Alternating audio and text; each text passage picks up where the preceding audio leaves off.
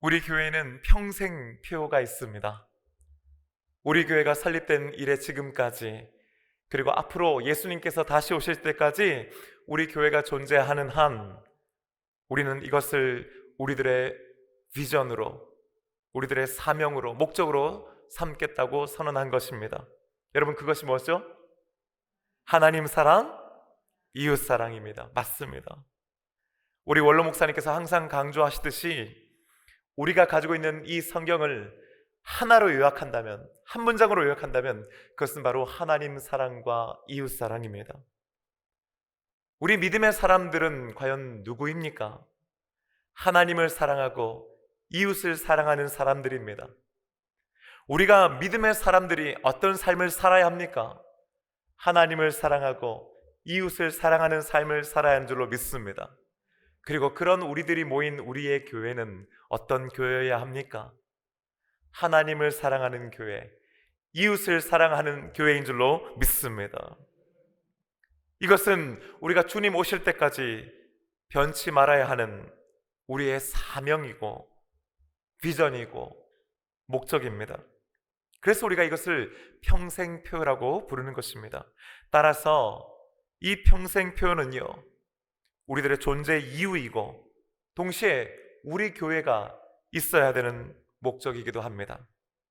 일반적으로 목적이라 함은 우리가 궁극적으로 도달해야 되는 것 혹은 그 방향을 의미합니다. 반면 목표는 목적을 이루기 위해서 하나하나 밟아가는 과정이라고 할 수 있죠. 이런 의미에서 하나님 사랑, 이웃 사랑의 목적에 도달하기 위해서 2024년 한 해에 특별히 우리가 집중해야 되는 것이 있다면, 우리가 붙잡아야 되는 것이 있다면 저는 그것이 우리에게 임하는 새하늘과 새 땅이라고 믿습니다. 여러분 한번 따라해 보시겠어요? 우리에게 임하는 새하늘과 새 땅. 한 번 더요. 우리에게 임하는 새하늘과 새 땅. 여러분, 2024년은 어떤 해입니까? 여러분 각자 개인적으로 계획을 세우고 목표를 정하고 또 소원을 가지고 계시겠지만은 우리 교회에게 있어서 2024년은 우리에게 임하는 새하늘 새 땅을 기대하고 바라고 이루어가는 한 해가 되기를 소원합니다. 매년 표를 정하는데요, 이 표는 그냥 멋있는 말 하나를 정하는 게 아닙니다.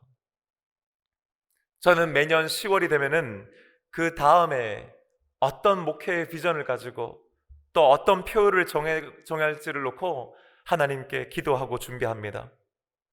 하나님, 우리 교회의 현재 상황과 또 성도들의 상황은 이렇습니다. 우리 안에는 이런 문제와 어려움도 가지고 있습니다. 우리에게는 이런 도전도 있습니다. 이런 가운데 하나님, 우리 교회와 성도들이 내년 한 해 무엇을 붙잡고 무엇을 위해 기도하고 나가야 합니까? 어떤 은혜를 우리에게 주시겠습니까? 기도하는 거예요. 보통은 제가 한 달 가까이 이 표를 놓고 기도합니다. 특히나 2024년은 제가 동서원교회 부임해서 첫 해 맞이하는 해잖아요.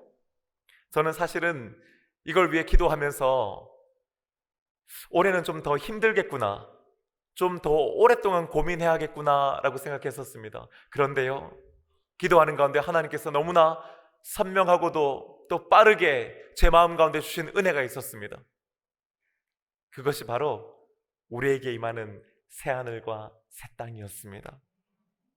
그렇구나, 하나님께서 우리가 새하늘 새 땅을 놓고 기도하기를 원하시는 거라는 거예요. 하나님께서 2024년 우리 동서원교회와 성도들을 새하늘과 새 땅으로 이끌어 가시는구나라고 하는 거예요.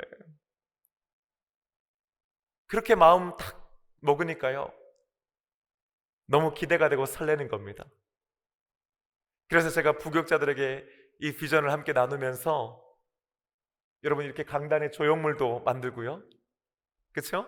이 간개상 앞에도 이렇게 탁 붙여놓고, 보시면 저쪽 편에도 현수막을 크게 만들어 걸어 놓은 겁니다. 뭐 하는 거예요? 올 때마다, 예배 드릴 때마다, 말씀 들을 때마다 우리가 이거 기억하자는 겁니다. 사랑하는 여러분, 2024년은 우리에게 임하는 새하늘과 새 땅 있는 줄로 믿습니다. 제가 매해 첫 주일 설교를 그래서 그해 표를 가지고 설교하거든요. 오늘 설교 제목이 그래서 우리에게 임하는 새하늘과 새 땅이 된 것입니다. 여러분, 우리에게 임하는 새하늘과 새 땅 어떠세요? 어떤 분들은요, 목사님 너무 좋습니다 하시는 분들도 계실 텐데 혹시나요, 그거 신천지 아닌가? 어디서 많이 들었는데, 이런 분 혹시 안 계십니까? 아니나 다를까요? 지난 금요일에 주보가 나왔는데 설교 제목을 보시고는 몇몇 분들이 저한테 목사님, 좋은데 새하늘과 새 땅 하니까 왠지 이게 신천지가 자꾸 연상이 되는데 괜찮을까요? 그러시는 거예요.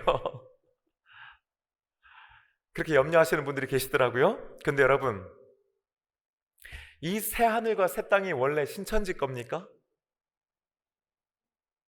원조는 어디예요? 우리죠, 우리. 기독교고요. 또 하나님의 말씀인 줄로 믿습니다. 그러니까 굳이 따지자면요, 여러분, 새하늘과 새 땅은 신천지의 것이 아니고 하나님의 것이고 교회의 것인 줄로 믿습니다. 신천지가 이 용어를 그냥 빼가지고 사용하는 거죠. 이미지를 자기들에 맞게 해석해서 가르치는 거죠. 여러분, 우리가요, 이런 한번 생각을 해보세요. 교회가 2000년 동안 이 새하늘과 새 땅의 원조 맛집이었는데 저 옆에 한 40년 된 식당이 자기들이 원조랍시고 간판에다가 탁 글씨를 새겨서 대대적으로 홍보를 한다 쳐보세요. 우리보다 간판도 더 크고 멋있게 만들었다 칩시다. 그러면은 원조 맛집인 우리가 그냥 저기가 더 크고 화려하고 멋있게 해놨으니까 괜히 싸우지 말고 그냥 우리 간판에 있는 원조 글자 뗍시다. 여러분, 그렇게 하시겠습니까? 아니죠. 우리들이 원조고 이건 우리 거고 우리가 진짜라고 여러분 말해야 되지 않겠습니까? 사람들에게도 그렇게 가르치고 알려야 하지 않겠습니까? 그리고 그걸 우리가 다시 찾아오고 회복해야죠.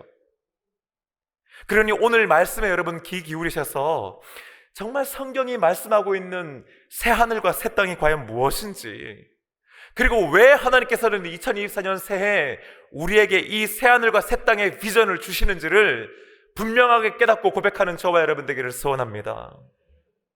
오늘 제가 하려고 하는 설교의 핵심은 그러니 새하늘과 새 땅에 맞춰져 있지만은 이것을 우리가 바로 이해하기 위해서는 먼저 이 말씀이 기록되어 있는 요한계시록에 대해서 좀 살펴볼 필요가 있습니다. 여러분, 요한계시록은 예수님의 12 제자들 중 한 명이었던 사도 요한이 반모섬에서 유배당하고 있을 때 하나님의 계시를 받아 기록한 말씀들입니다. 그렇다면 요한계시록의 내용은 과연 무엇입니까? 말씀의 핵심이 어디에 있습니까? 많은 경우 우리 믿음의 사람들 중에서도요, 요한계시록을 읽어보지 않은 분들이 의외로 많습니다. 읽었다고 하는 분들 중에서도요, 무슨 내용이에요? 물어보면 잘 모르겠다고 대답해요. 왜 그렇습니까? 아무래도 이 내용 자체가 계시이고 또 그 계시는 수많은 상징들로 기록되어 있고 또 그 내용 자체를 이해하고 풀어내기가 쉽지 않기 때문일 겁니다. 휴거라든지 천년왕국이라든지 무적양, 적그리스도, 짐승의 표, 첫째, 둘째 짐승들, 그리고 최후 심판들과 같은 좀 우리에게 익숙하지 않은 용어들이 많이 나오기 때문이기도 할 겁니다. 하지만 그럼에도 불구하고요, 어렵게만 느껴지는 이 요한계시록을 그래도 읽을만 하고 이해할 수 있고 한 걸음 더 나가서 은혜 받을 수 있는 비결이 있습니다. 그것은 뭐냐면은 이 요한계시록의 핵심을 우리가 이해하는 것입니다. 요한계시록의 핵심, 다른 말로 하면 요한계시록은 결국 무엇을 말씀하고자 하는 것인가? 여러분, 이것만 알면요, 요한계시록을 여러분 앞으로 읽어 나가실 때도 큰 도움이 됩니다. 뿐만 아니라 신천지와 같은 이단에 넘어가지 않을 수 있다고 저는 생각합니다. 제가 오늘 말씀 전하기 위해서 준비하면서요, 실수하지 않게 해서 여러 많은 책들을 읽고 저도 주석들을 참고했습니다. 그런데 제 마음에 가장 와닿는 내용들은요, 의외로 조정민 목사님께서 이 요한계시록에 대해서 쭉 설교한 것들을 모아놓은 사후대책이라고 하는 책에 있는 내용이었습니다. 여러분 한번 들어보세요. 요한계시록은 과연 어떤 책인가? 내용이 이렇습니다. 계시록을 다 읽고 난 한 아이가 이 요한계시록을 덮으며 아빠에게 이렇게 말했다고 합니다. 아빠, 예수님이 이기신대요. 맞습니다. 바로 그 얘기입니다. 예수님이 이기신다가 계시록의 주제이자 결론입니다. 요한계시록의 주제에 관한 많은 학자가 연구하고 많은 목회자가 설교해왔지만 압축하여 간단하게 요약하자면, 여러분 잘 들어보세요.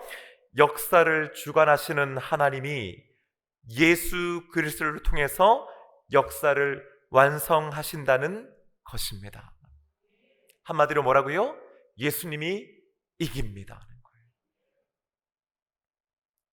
사도 요한이 pat모섬에서 이 계시를 받던 때는 주후, 그러니까 AD 95년부터 96년이었습니다.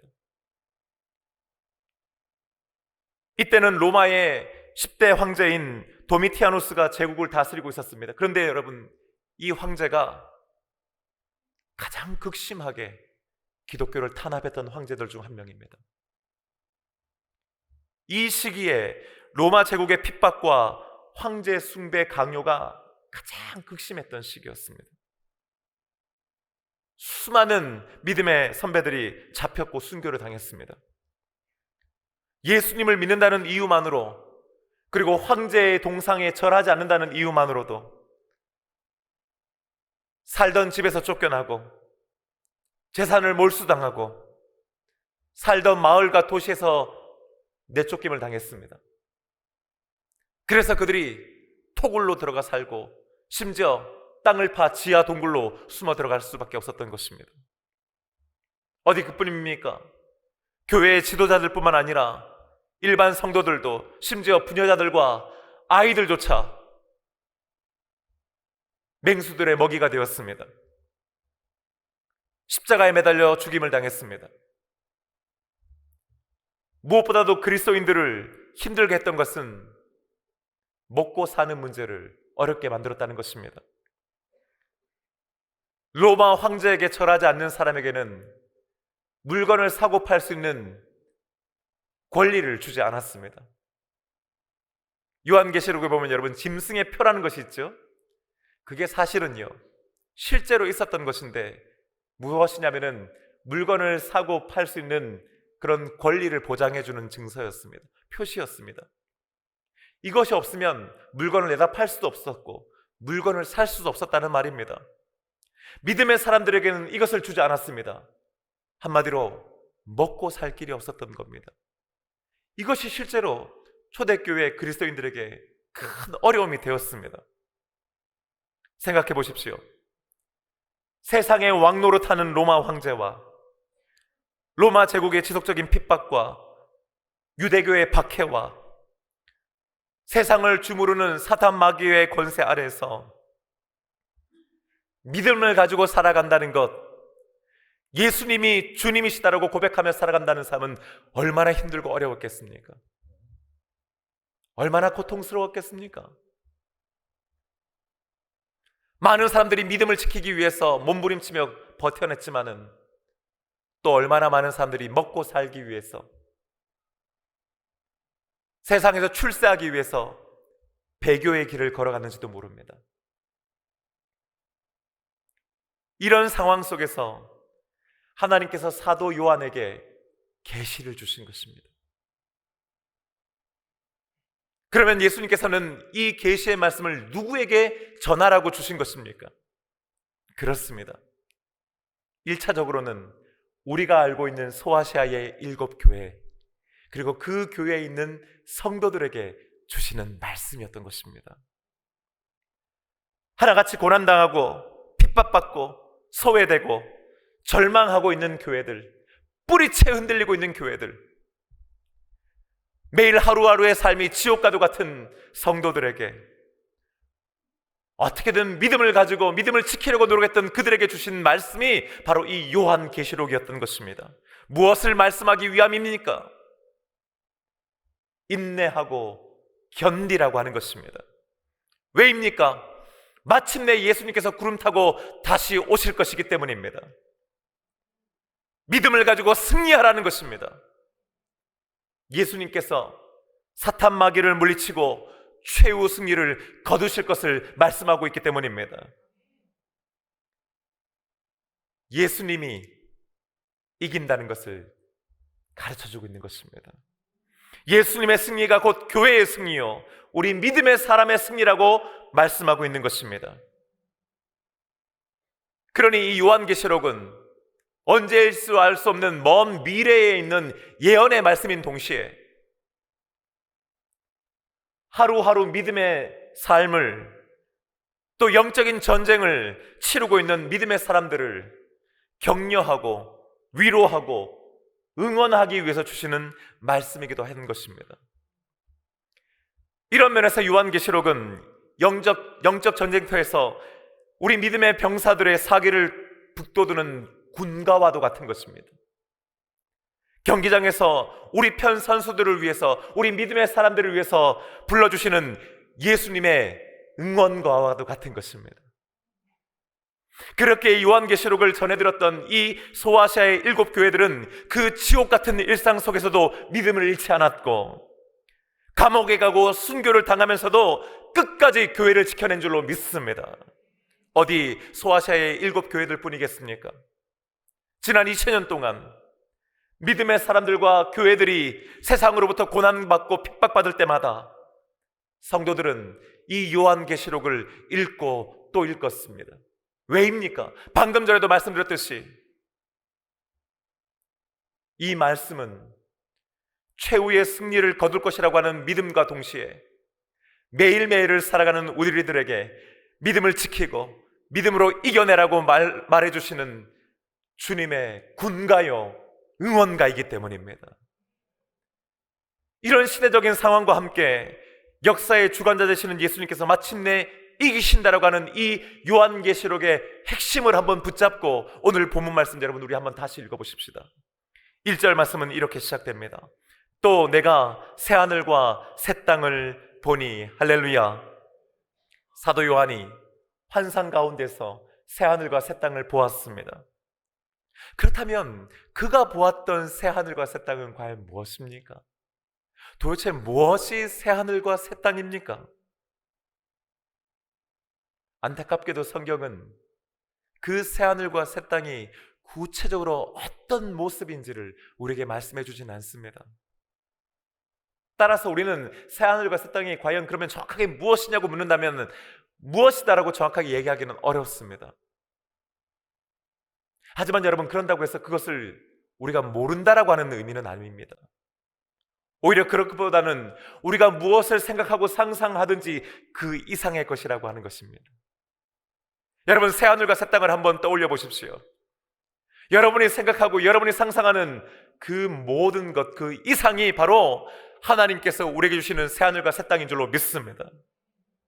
우리의 생각을 초월하고 그것을 뛰어넘는 것입니다. 우리가 생각하는 그 어떤 것보다 크고 위대합니다. 더 아름답습니다. 더 놀랍습니다. 대신 성경은 우리가 새하늘과 새 땅을 이해할 수 있는 아주 중요한 단서들을 말씀을 통해 제공하고 있습니다. 첫 번째, 요한이 이 새하늘과 새 땅을 본 시점은 예수님의 재림과 함께 하나님의 최후 심판, 즉 궁극적인 승리가 있고 난 다음이었다라고 하는 것입니다. 무슨 의미입니까? 더 이상 우리의 믿음을, 또 우리 믿음의 사람들을 괴롭히는 악한 원수 마귀 사탄은 이 땅에 존재하지 않는다는 것입니다. 예수님께서 최후 승리를 거두시고 난 다음의 세상이 곧 새하늘과 새 땅인 것입니다. 또한 두 번째로는 이 새하늘과 새 땅은 인간이 만들어내는 어떤 세상, 인간의 힘으로 이뤄내는 것이 아니라고 하는 것입니다. 이사야 65장 17절과 18절의 말씀입니다. 우리 한 목소리로 함께 읽어보십시다. 시작. 보라, 내가 새하늘과 새 땅을 창조하나니 이전 것은 기억되거나 마음에 생각나지 아니할 것이라. 너희는 내가 창조하는 것으로 말미암아 영원히 기뻐하며 즐거워할지니라. 아멘. 사랑하는 여러분, 새하늘과 새 땅은 하나님께서 창조하시는 줄로 믿습니다. 그렇게 그것은 하나님으로부터 오고 위로부터 아래로 임하는 것입니다. 이단 신천지들은 자신들이 신천지 새하늘과 새 땅이라고 주장합니다. 14만 4천 명이 모이면은 자신들은 영원히 죽지 않는 영생불사의 몸이 되고, 그런 자신들이 모여있는 세상이 바로 신천지라고 가르칩니다. 하지만 여러분, 그렇지 않습니다. 처음에는 14만 4천 명이 모이면 신천지가 열린다고 했는데, 그만큼의 신자들이 모이니까 이제는 교묘하게 어느 순간부터 말을 바꾸기 시작합니다. 그냥 일반 14만 4천 명의 성도가 아니라 그 중에서도 특별히 진실한 사람들을 찾으신다고 그들은 교리를 바꾸었습니다. 모르지요. 그들은 또 바꿀지도 모릅니다. 아니요, 또 바꿀 겁니다. 저는 이런 생각해봐요. 아마 자신들이 이 신천지를 처음 시작했을 때 설마 14만 4천 명 모이겠어? 자기들도 믿지 않았을 겁니다. 어디 그뿐입니까? 인류 역사 가운데 자신이 새로운 세상을 만들겠다고 나섰던 사람들은 얼마나 또 많았습니까? 대표적인 예가 공산주의를 주창했던 마르크스와 스탈린 아닙니까? 세상의 모든 독재자들은 자신이 가진 힘과 권력으로 세상을 바꾸겠다고 말합니다. 하지만 우리는 알고 있습니다. 그들 중에 그 누구도 세상을 바꾸지는 못했습니다. 그들 중 그 누구도 새하늘과 새 땅을 열지는 못했습니다. 왜인 줄 아십니까?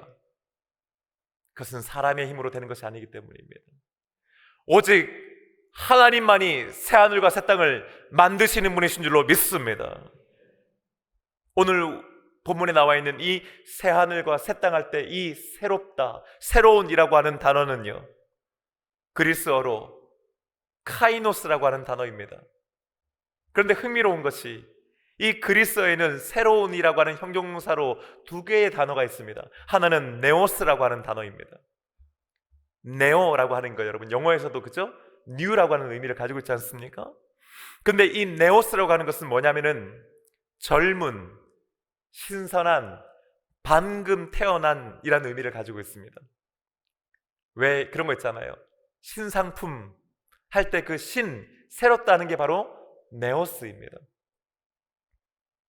반면 카이노스는 새롭긴 새로운데 그 본질이 완전히 새로운 것, 혹은 완전히 다른 차원의 무엇을 말할 때 이 카이노스라고 하는 단어를 사용합니다. 왜 이런 경우 있잖아요. 내가 예전에 어떤 한 사람을 알고 있어요. 봤어요. 그런데 시간이 지났는데 그 사람이 완전히 달라진 겁니다. 그러면 우리는 그 사람 보고 뭐라고 말합니까? 야, 그 사람 완전히 새 사람이 됐더라 하는 거예요. 이때 말하는 새 사람, 새롭다라고 하는 것이 바로 이 카이노스를 의미하는 겁니다. 성경은 해 아래 새 것이 없다고 했습니다. 하지만 유일하게 완전히 새로운 것, 차원이 다른 새로운 것은 오직 하나님께서 창조하시고 만드시는 것인 줄로 믿습니다. 왜 새 하늘과 새 땅입니까? 하나님께서 만드신 것이기 때문입니다. 그러니 어찌 한 개인이 혹은 특정 종교 집단이 새 하늘과 새 땅을 만들 수 있겠습니까? 오직 새 하늘과 새 땅은 하나님께서 만드시고, 하나님께서 여시고, 하나님께서 내려주시고 다스리시고 주인 되시는 줄로 믿습니다. 그렇다면 그 새 하늘과 새 땅은 과연 어떤 곳입니까? 3절 하반절 말씀이 이렇게 기록합니다. 보라, 하나님의 장막이 사람들과 함께 있음에 하나님이 그들과 함께 계시리니 그들은 하나님의 백성이 되고 하나님은 친히 그들과 함께 계셔서. 아멘. 앞으로 3주 동안 이 요한계시록 21장 1절부터 5절까지의 말씀을 통해서 저와 여러분이 이 새하늘과 새 땅이 과연 어떤 곳인지를 더 구체적으로 살펴보게 될 것입니다. 하나님께서 계시는 곳이 곧 새하늘과 새 땅인 줄로 믿습니다. 하나님이 우리와 함께 하십니다. 그리고 우리는 그곳에서 하나님의 백성 되는 것입니다. 하나님께서 우리와 함께 하시면 어떤 일들이 벌어집니까? 4절의 말씀, 모든 눈물을 그 눈에서 닦아주시니 다시는 사망이 없고 애통하는 것이나 곡하는 것이나 아픈 것이 다시 있지 아니하리니. 할렐루야. 처음 것들이 다 지나갔음이로라. 아멘. 처음 것은 지나갑니다. 우리에게 있는 눈물, 우리가 두려워하는 사망, 애통하고 곡하는 것, 아픈 것들이 없는 세상, 그것이 바로 새하늘과 새 땅입니다. 이 모든 것을 누가 말씀해 주십니까? 누가 가르쳐 주시고 누가 약속해 주십니까? 5절은 이렇게 시작합니다. 보좌에 앉으신 이가 가라사대. 할렐루야.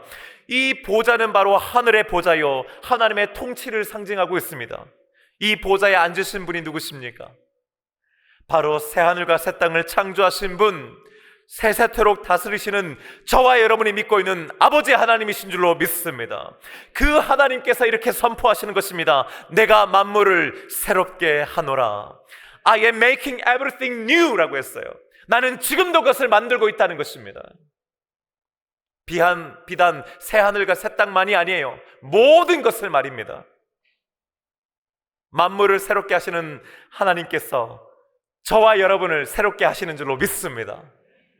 우리들의 삶을, 우리의 인생의 목적과 의미와 비전을 주님께서는 새롭게 해주시는 것입니다.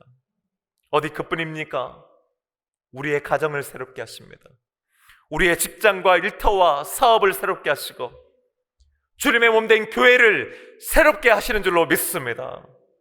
그래서 이사야서 65장 18절 말씀은 이렇게 예언하고 있습니다. 너희는 내가 창조하는 것으로 말미암아 영원히 기뻐하며 즐거워할지니라. 아멘. 하나님께서 새하늘과 새 땅을 만들어주시고 모든 것을 새롭게 하실 때에 우리는 그 안에서 그것과 함께 영원히 기뻐하며 즐거워하게 되는 것입니다.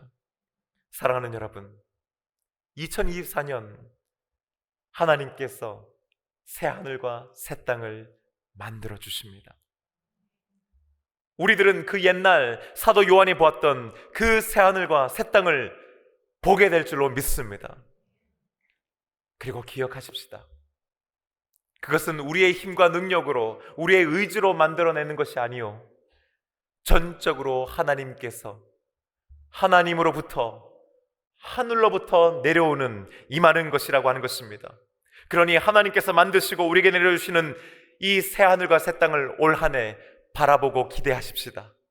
하나님께서 과연 우리의 삶 가운데 어떤 새하늘과 새 땅을 열어주실지, 올 한 해 우리들을 얼마나 새롭게 하실지, 우리 가정을 어떻게 바꾸어 주실지, 우리의 인생을 어떤 방향으로 이끌어 가실지, 우리 교회를 어떻게 새롭게 하실지를 놓고 우리 함께 기도하고 기도하십시다. 하나님께서 기뻐하시고 또 즐거워하게 하시는 2024년 새하늘과 새 땅을 경험하는 저와 여러분 되시기를 주님의 이름으로 축복합니다. 이제 우리 다 함께 자리에서 일어나셨어요. 오늘 주신 말씀 생각하면서 우리 하나님께 찬양과 영광 올려드리기를 원합니다. 구원하심이 보좌에 앉으신 우리 하나님과 어린 양께 있도다. 여러분, 2024년 우리에게 임하는 새하늘과 새 땅을 기대하십시다. 그리고 우리가 그것을 위해서 기도하십시다. 반드시 하나님께서 이것을 통해서 우리에게 영광으로 임하실 줄로 믿습니다. 우리 보좌 앞에 모였네. 함께 찬양하며 나갑니다.